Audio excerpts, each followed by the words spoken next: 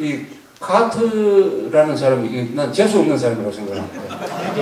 이 사람이 또 나서가지고 북한에다 간대요. 무슨 우리 한민족하고 이 원수가 졌는지 가면서 이런 이야기를 했습니다. 자기가 가는 목적을 기자들한테 이런 이야기를 했어요. 북한으로 하여금 핵무기를 포기하고 한국 및 미국과 평화협정을 맺도록 유도하는 데 노력하겠다. 아니, 입으로 핵무기를 포기하도록 하겠다는 거 아닙니까? 입으로 말을 잘해가지고. 그리고 평화협정 이야기를 왜 나옵니까? 이 평화협정 이야기가 잘못 나오면 큰일 납니다. 평화협정 안 되겠다는 말 안에는 주한미군 철수, 한미동맹 해체가 포함되어 있는 거예요. 그걸 주선하겠다고 들고, 이 인간이 박정희가 인권 탄압한다고 주한미군 철수하겠다고 공약 건 놈 아닙니까? 그래가지고 우리한테 요렇게 괴롭히더니 북한에 가가지고 김일성한테는 인권 문제 꺼내지도 안 하고 한 번 갔으면 됐지, 또 작년에 갔다가 또 세 번째 지금 가가지고 이런 위선자가 그러니까 이걸 또 오면은 이명박 대통령이 만나줄 모양인데 이게 만나주지를 않아야 돼요. 이런 인간을 우리가 그 인간의 가치에 맞게 대우를 해줘야지. 미국에 생각 있는 사람들도 카트를 아주 경멸합니다. 경멸죠. 당연히 뭐 아마 김정일이가 카트한테 천안함 연평도 그거 참 유감스럽게 되었다 이렇게 하면은 카트가 나와가지고 아 사과했다고 이야기를 하고 그러면 또 남한의 친북 좌익세력들이 사과로 우리 받아들이고 앞으로 대북 퍼주기 다시 하자 이렇게 나올 가능성이 있어요. 남한의 친북 좌익, 미국의 위선자, 김정일 요것들이 짜고 또 우리를 괴롭힐지 모르겠는데 일단 정부에서는 뭐 그런 사과를 한다고 해도 우리는 사과를 받아들이지 않겠다고 이런 자세를 취했다고 하는데 어떻게 나올지 대봐야 한다. 우리가 이런 집회를 통해서 또 여러분 광고를 통해서 우리가 핵 무장을 해야 된다 하는 이야기를 많이 했는데 그게 점차 효과를 내면서 공론화가 되고 있습니다. 이제 정치인들도 거기에 대해서 이야기를 하는 사람도 있고 바로 핵무장해야 된다는 이야기를 직설적으로 하지 않고 뭐 전술핵을 다시 배치하는 걸 검토를 해야 된다든지 이런 여러 가지 공론이 이루어지고 국민 지지도 70%가 되고 정부에서도 전술 핵무기 재배치를 검토하겠다는 뭐 그런 이야기도 흘러나오고 또 학술지 중에 글로벌 어페어스 국가전략 세종대학에서 나오는 국가전략연구는 뭐 이런 특집호를 내기도 하고 해서 이렇게 이야기가 많이 번지고 확산되고 있습니다. 이것은 아주 좋은 현상이고 이걸 더 열심히 우리가 해가지고 정치인들이 여기에 대한 태도를 밝히도록 우리가 요구를 할 필요가 있습니다.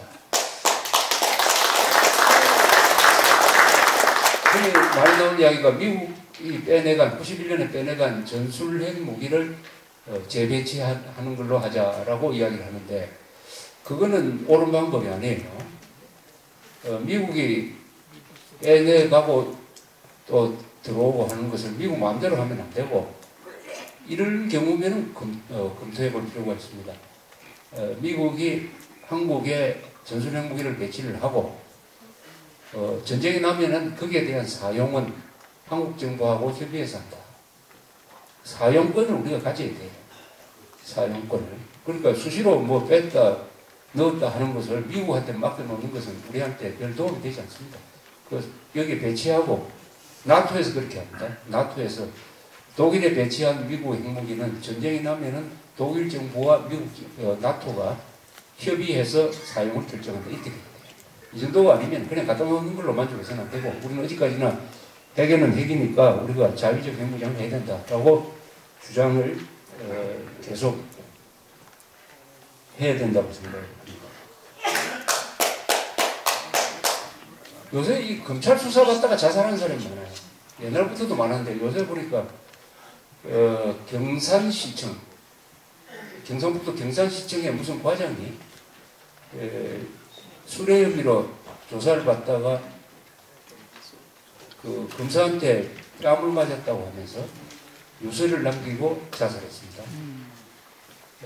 그리고 나이를 보니까 그게 사실이라면 아들 뻘 되는 검사한테 맞았던 이야기인데 중견 공무원이 이 검사들이 요새 수사를 어떻게 하는지, 왜 검찰 수사를 받으면 자살한 사람이 많아요.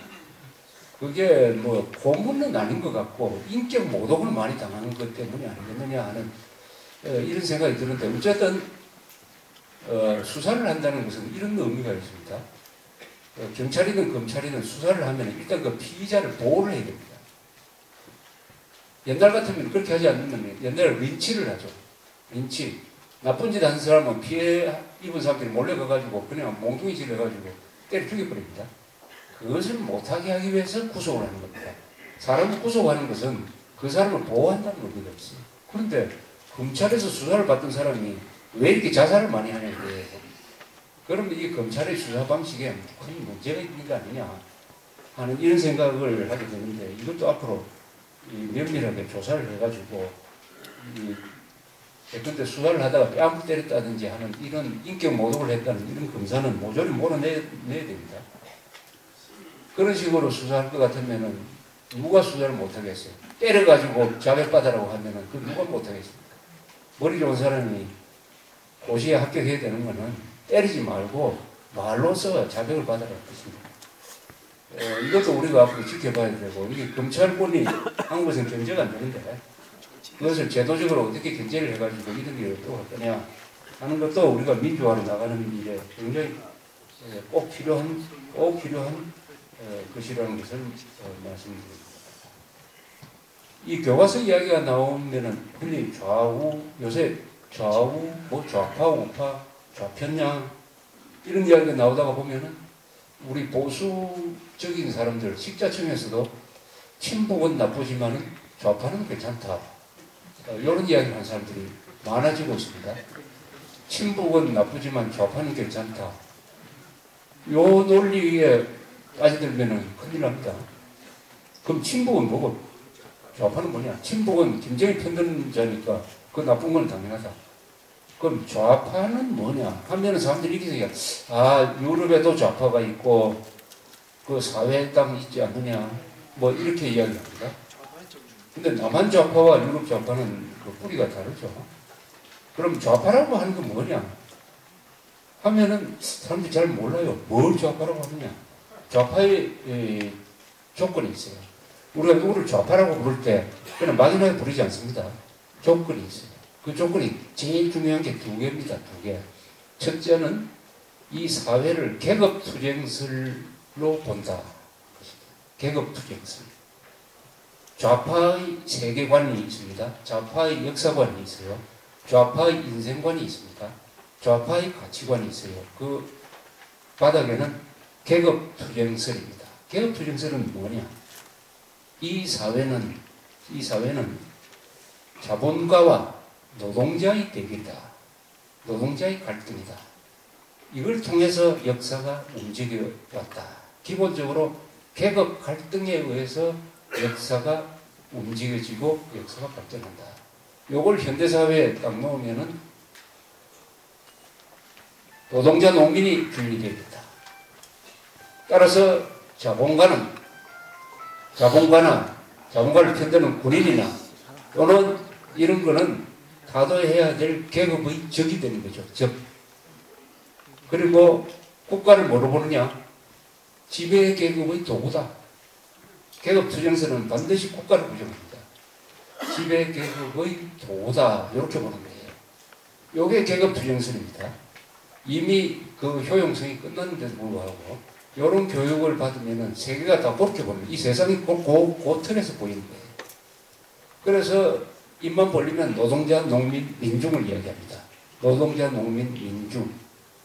깔아뭉개는 게 장교들, 기업인들, 이승만, 박정희 이런 사람들은 적으로 가죠.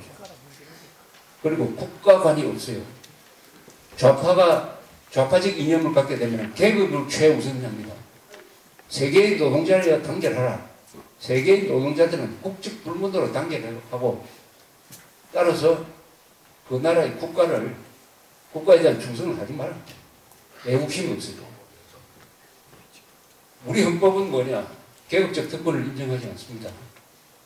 계급적 특권을 인정하니까 우리는 계급 갈등설을 부정합니다. 우리 헌법은. 그리고 어떤 계급보다도 국가를 우선시합니다. 헌법을 더 우선시합니다. 그러니까 이 좌파와는 도저히 양립이 안 됩니다. 계급투쟁설. 그러니까 이 교과서를 보면은 딱 계급투쟁설로 깔고 서해졌다는 게 어떤 식으로 표현하느냐.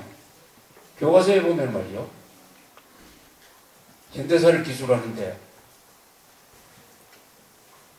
이승만, 박정희 군인들을 일방적으로 폄하하고 노동자, 농민, 빈민은 일방적으로 미워하고 불신자살한 전태일이라는 이 노동자에 대해서는 책을 한 페이지를 할애하고 정주영, 이병철이라는 이름 석자가 나오질 않아요. 요게 바로 좌파적 계급 투쟁설적인 관점에서 서해진 교과서는 반드시 그렇게 됩니다. 그렇게. 민중이란 말은 뭐냐? 노동자 농민이 주인이 되는 세상 하면은 이게 국가법으로 잡혀야 될 것 같으니까 그 의미로서 민중이라는 말을 씁니다. 민중이라는 말을 쓰는 것은 노동자 농민이라는 걸로 보면 법을 피해가기 위해서 만든 거예요. 그건 민중사관 하지만 그건 좌파사관입니다. 그래서 좌편향 교과서는 안 된다. 정교조는 모든 세계관이나 활동이 바로 이 좌편향적 관점에서 이루어지고 있는데 놀라운 사실은 이번 교과서 집필진에 정교조 교사가 대거 참여했어요. 그러니까 이 교과서는 이명박 정부와 정교조 교사가 합작한 거하고 마찬가지입니다. 그걸 국가가 공인해가지고 교과서로 가르치고 그것도 만족하지 않아가지고 필수적으로 가르치겠다고. 필수적으로. 이제 나라 망치는 일을 필수적으로 해야 된다. 나라를 미워하고 선과 악을 선으로 보고 선을 악으로 보고 적과 동지를 구분하지 못하고 정의감, 애국심, 분별력이 분별을 없도록 만드는 그 공부를 내년부터는 필수적으로 해야 된다라고 국가가 방침을 받겠다. 이건 총성 없는 쿠데타입니다. 이런 게 쿠데타예요. 총성 없는 쿠데타. 이걸 보고 가만히 있는 국민은 그런 대우만 받아야 되겠죠. 그래서 여기에는 비상한 결단과 행동 반드시 따라서 이걸 바로잡는, 말하자면은 선을 이제 하나 긋는 이런 불리한 상황에서 이제 딱 백령도 사람들처럼 버텨야죠. 지브랄타르의 그 바위처럼 딱 버티고 이 이상은 부태가 없다. 여기서 선을 한번 긋자. 여기서 승부를 한번 하자. 이렇게 나와야 될 지점에 지금 우리가 몰려있다. 이렇게 생각합니다.